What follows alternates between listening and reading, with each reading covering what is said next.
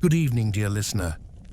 As the fire warms the room and shadows stretch gently across the walls, let me tell you a story that may just remind you that no distance is too far and no time too late when love, faith, and forgiveness are still alive.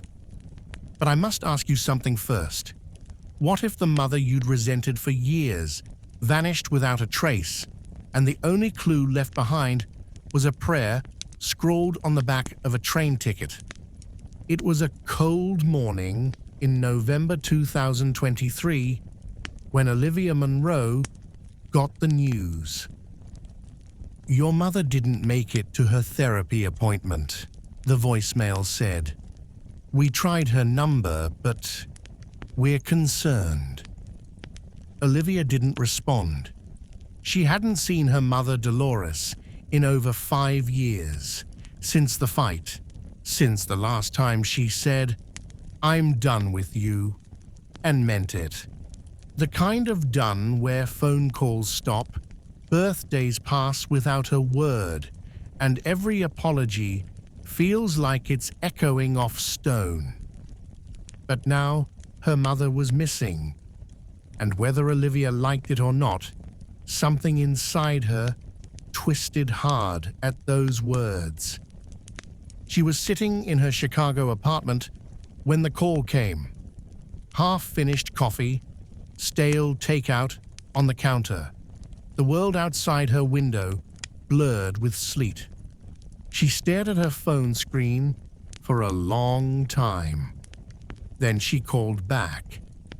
Dolores Monroe had struggled with early-onset dementia for nearly 4 years, the kind that crept in slowly, gently stealing names, places, directions. It hadn't been diagnosed until after Olivia left, after the shouting match that ended everything. Back then, Olivia thought her mum was just being cruel, forgetting important things, lashing out, accusing her of stealing money that didn't exist. She didn't know her brain was changing. Didn't want to. Their last fight ended with Olivia slamming the door and vowing never to come back. "You're on your own," she had said, "just like you always wanted." Now, she was staring at a missing persons report and a half-empty cup of coffee, wondering if she'd meant any of it. By noon, she was on the train to Lafayette, Indiana, where her mother had been staying in assisted living. Olivia didn't tell anyone she was coming. She didn't know what she would do when she got there. Part of her still wanted to scream. Part of her wanted to crawl into bed and cry. But something bigger than fear was moving her feet. Something she hadn't felt in a long time. She didn't pray often anymore. But as the train hummed forward through sheets of rain and unfamiliar towns, she found herself whispering, "God, if you're real, if there's still a chance, don't let me be too late." And somewhere far off, in a small bus station with flickering lights and a woman sitting quietly on a bench, a train ticket slipped from a worn leather purse, and on its back were the words, "Find Olivia, she'll know." The rain followed Olivia into Lafayette like a shadow. She stepped off the train into a quiet, gray afternoon. The kind of afternoon that felt more like February than November. Cold, brittle air, too quiet, too still. The assisted living center was only a 10-minute ride from the station. Olivia took a cab, her eyes flickering nervously between street signs and passing buildings.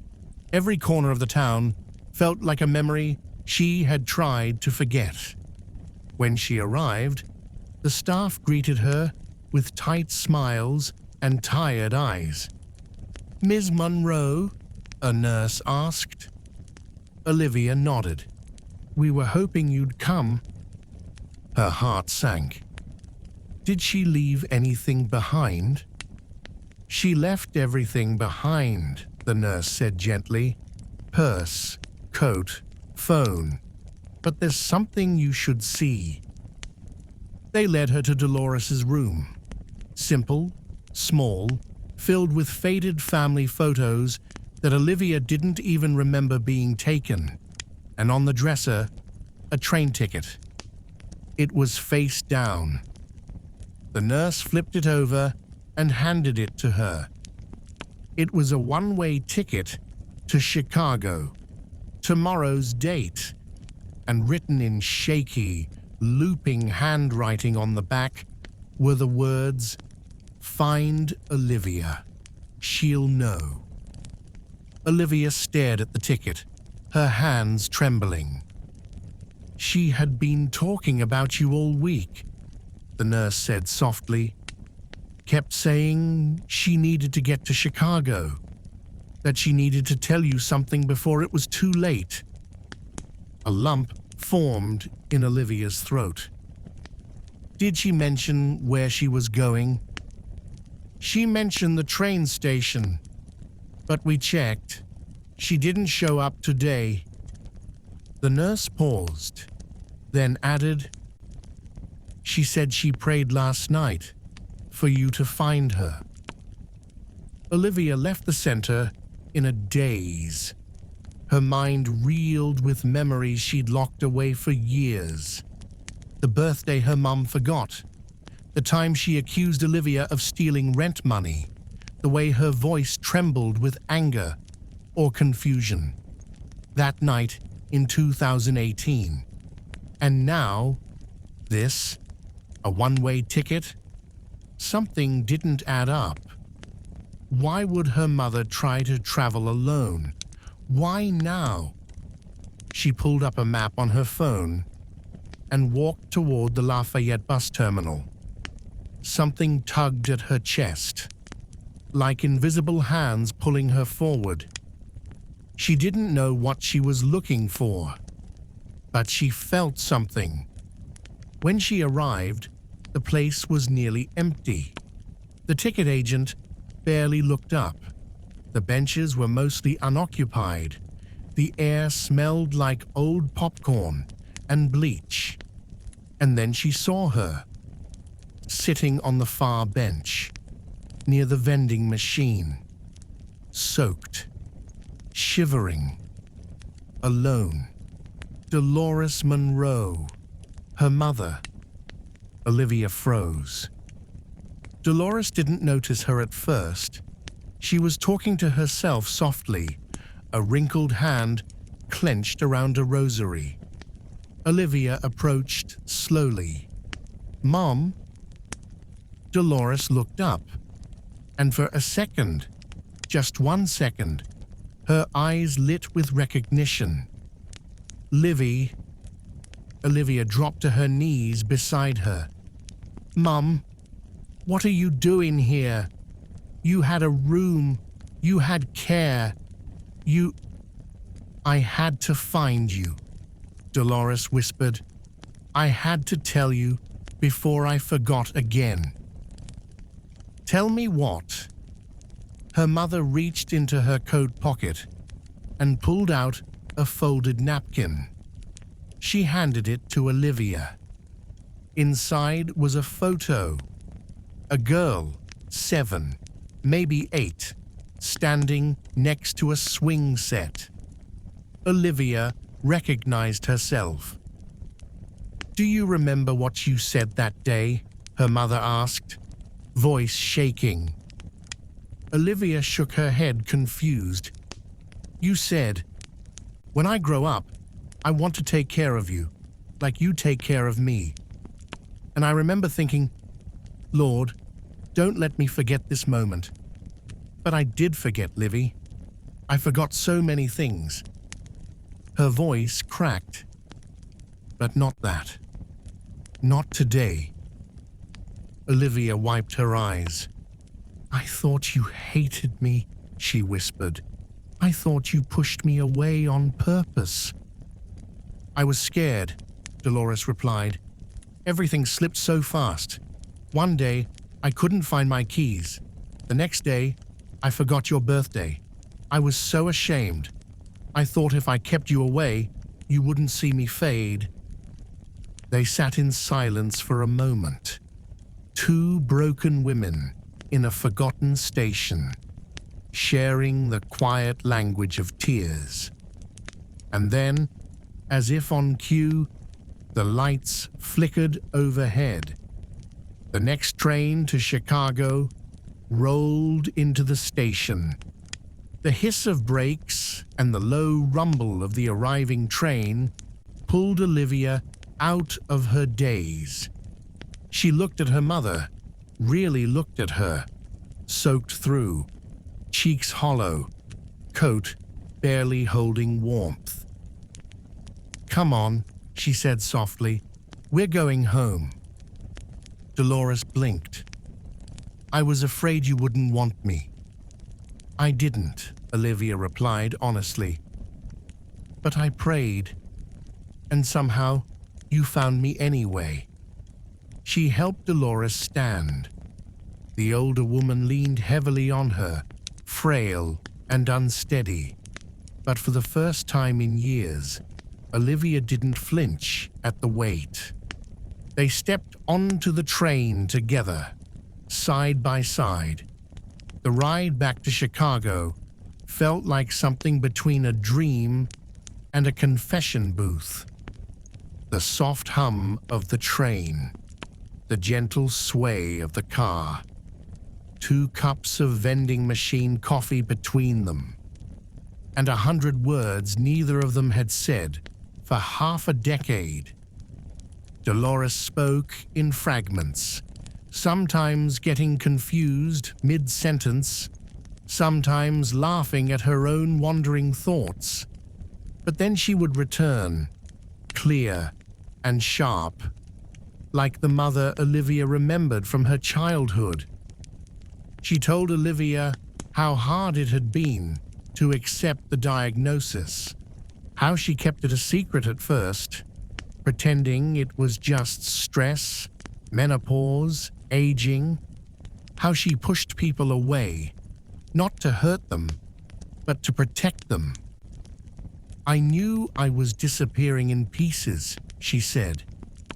"I just didn't want you to watch." Olivia couldn't speak. Her throat burned too much. She reached into her purse, pulled out the train ticket, and held it up. "You don't remember writing this?" Her mother studied it, shook her head slowly. "No," she whispered, "but that sounds like something I'd ask God to help me do." When they arrived at Union Station in Chicago, the city greeted them with slushy sidewalks and neon reflections on wet pavement. Olivia wrapped her coat tighter around her mother and hailed a cab. Her apartment was too small, too cluttered, but it was warm. And for the first time in years, she didn't feel alone in it. She made them soup, let her mother sleep in her bed, stayed up that night watching her chest rise and fall, terrified she might forget again in the morning. But Dolores woke up smiling. She remembered Olivia's name, and for that one morning, it felt like a miracle. The days that followed weren't perfect. There were setbacks, moments when Dolores didn't know where she was, moments when she mistook Olivia for a nurse or thought it was 2010 again. But then there were other moments, moments when they laughed over old stories, moments when Dolores hummed songs from Olivia's childhood while folding laundry, moments when Olivia would look at her mother's frail hands and see the woman who had once braided her hair before school, even when she had 3 jobs and no sleep. Faith didn't come all at once, but little by little, it started returning. Then came the letter. It arrived one morning in a plain white envelope. No return address, just Olivia's name, written in neat penmanship. Inside was a printed note from the Lafayette Nursing Center. It read, "One of our janitors found this tucked behind the chapel piano last week. We thought it might belong to your mother. No rush in responding. Just wanted to make sure you had it." Attached was a handwritten prayer. Short, raw. "Lord, I don't know how much time I have, but if you can give me one day to tell her I love her, let it be a day she hears me." It was dated 2 weeks before Dolores vanished. Olivia sat with the letter in her lap, her hands trembling. It didn't make sense. Her mother hadn't remembered writing a prayer, didn't remember tucking it away, didn't even remember buying the train ticket. But somehow, she had known. Known she needed to leave. Known she needed to find Olivia. Known it was time to reconnect before it was too late. And the timing. The exact day Olivia had whispered her first prayer in years on that train to Lafayette. It was the same day the prayer was found. Coincidence? Maybe. But it didn't feel like one. It felt orchestrated. Olivia stared at the note again and whispered, "He gave you your day, Mom." Winter moved in fast that year. Snow blanketed the sidewalks in early December, and Olivia adjusted quickly to her new routine. Grocery runs, organizing medications, managing doctor appointments, keeping things simple. It was hard. There were days she cried in the shower so her mother wouldn't see. Days she snapped and then felt guilty the moment after. Days she wondered if this was her penance or her purpose. But every now and then, she'd find something unexpected. A sticky note on the mirror that said, "Smile for me today." A bowl of warm oatmeal, waiting with the spoon already in it. A soft touch on her arm during the news, her mother murmuring, "You look tired, Livy. Rest. I'll be here." And on Christmas Eve, she found a package tucked under her pillow, wrapped in old newspaper. Inside was a silver locket. When Olivia opened it, she found a photo of herself at age 6 on one side, and on the other, her mother, both smiling. Behind the photos, folded tightly, was a tiny slip of paper that read, "We're both still here. That means there's still time." That night, as the snow fell quietly outside their window, Olivia and Dolores sat by the heater, listening to holiday music on an old Bluetooth speaker. No tree, no lights, no guests. Just 2 people, rebuilding something most would have thought was too far gone. "I wish I could remember everything," Dolores whispered suddenly. "All of it. Your first steps, your prom, the time you got your ears pierced without telling me." Olivia smiled. "You're remembering more than you think." Her mother shook her head. "Not enough." You remembered to find me." Dolores looked over, her eyes glassy. God remembered. I just followed his lead. The new year came quietly. In January 2024, Dolores began showing more signs of decline. She got lost in the apartment twice. She tried to microwave a sock once. Some days, she didn't speak at all. But there were good days too. Like the morning she remembered the recipe for Olivia's favorite pancakes, or the evening she played Amazing Grace on the piano at a friend's dinner party, every note trembling, but true. Olivia started writing everything down, every story, every phrase, every moment of clarity, because she knew time was short, but she also knew this: every moment they'd been given was borrowed from heaven, and that mattered. Then came the day the pastor called. Pastor Elena from Dolores's old church in Lafayette. She'd heard about their reunion and wanted to check in. "I just wanted you to know," she said, "your mother used to come here every week after you stopped talking. She always sat in the last row, cried during every hymn, and every single time, without fail, she lit a candle and prayed for you." Olivia swallowed hard. She said, "God would bring you back when the time was right," Pastor Elena continued. She believed it until the day she left.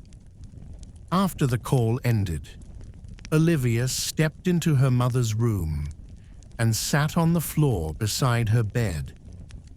Dolores was sleeping, soft breaths rising and falling. Olivia reached for her hand and held it tight. "Thank you," she whispered, "for not giving up on me." Her mother stirred, and just barely, through cracked lips, she said, "Never." March came with sunlight. Dolores had more quiet days than lively ones now. Her thoughts often wandered, her gaze lost in corners of the room as if she were trying to remember something just out of reach. One day, she asked Olivia what year it was. The next, she asked if Olivia was her sister. But even then, Olivia stayed close, read to her, sang to her, held her hand, and every time she lit a candle at night, she whispered the same prayer her mother had once written: "Give us one more day." And for weeks, they were granted, until the last Thursday in March.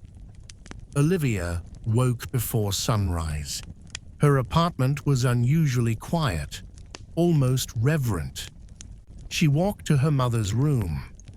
Dolores was lying on her side, a gentle smile on her lips, the rosary tangled in her fingers. The locket, Olivia's gift from Christmas, was resting on her chest. And just like that, she was gone. No struggle, no sound, just peace. The funeral was small. Close friends, a few nurses from Lafayette who made the drive up, Pastor Eleanor, who spoke gently about mothers and daughters, and the God who brings prodigals home in ways no one expects. After the service, Olivia returned to the apartment alone. She sat on the floor of her mother's room for hours, listening to nothing, just silence.